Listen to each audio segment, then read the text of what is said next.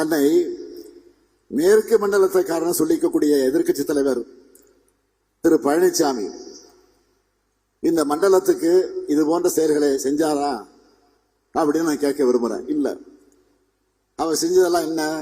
வெறும் துரோகம்தான். பச்சை துண்டை போட்டுக்கொண்டு தமிழ்நாட்டு விவசாயிகளுக்கு பழனிசாமி அவர்கள் பச்சை துரோகம் செய்தார்னு நான் சொன்னதும் அவருக்கு கோபம் பொத்துக்கிட்டு வந்துச்சு.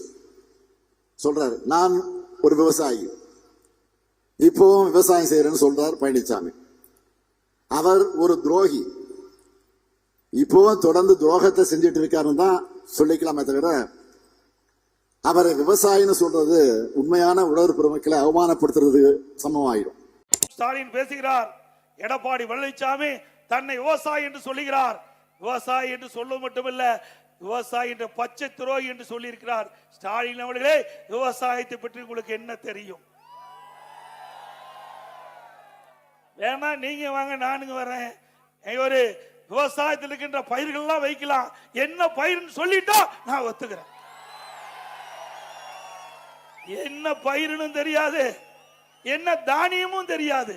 அப்படிப்பட்ட முதலமைச்சர் என்னை பற்றி பச்சை துரோகி விவசாயி என்று சொல்கிறார். ஏங்க, இன்றைக்கும் நான் விவசாயம் தான் செய்து கொண்டிருக்கின்றேன், வேளாண் பணி தான் செய்து கொண்டிருக்கிறேன். ஸ்டாலின் அவர்களே, உங்களை போல சேலத்துக்கு வந்து அந்த சேசன் சாவடி பகுதியில் நமக்கு நாமே திட்டம், அந்த திட்டத்தில் ஸ்டாலின் வருகிறார்.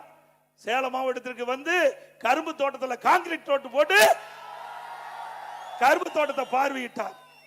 இப்படிப்பட்ட விவசாயம் எங்காச்சும் பார்த்திருக்கீங்களா? அண்மையில் டெல்டா மாவட்டம் கனமழை, எல்லா வயல்களிலும் நீர் நிரம்பி அந்த நெற்பயிர்கள் எல்லாம் நீரிலே அழுகி விவசாயிகள் பாதிக்கப்பட்டான். ஓடி வந்து டெல்டா மாவட்டத்தில் நான் பார்வையிட்டேன். ஆளுங்கட்சி என்று பார்க்கவில்லை, எதிர்க்கட்சியா இருந்தாலும் விவசாயிகளுக்கு தேவையான உதவிகளை செய்ய வேண்டும் என்ற அடிப்படையில் அண்ணா திமுக, ஆளுங்கட்சியா இருந்தாலும் எதிர்க்கட்சியாலும் மக்களுடைய பிரச்சனை வருகின்ற பொழுது ஓடோடி மக்களுக்கு உதவி செய்கின்ற கட்சி அண்ணா திமுக கட்சி.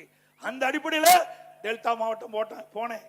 ஆனா இங்க இருக்கின்ற முதலமைச்சர் திரைப்படம் பார்க்க போறார். திரைப்படம் பார்க்க 3 மணி நேரம் செலவழிக்கிறார். ஓட்டு போட்ட மக்கள், ஓட்டு போட்ட விவசாயிகள், ஓட்டு போட்ட விவசாயி தொழிலாளி அதை பார்ப்பதற்கு நேரம் இல்ல.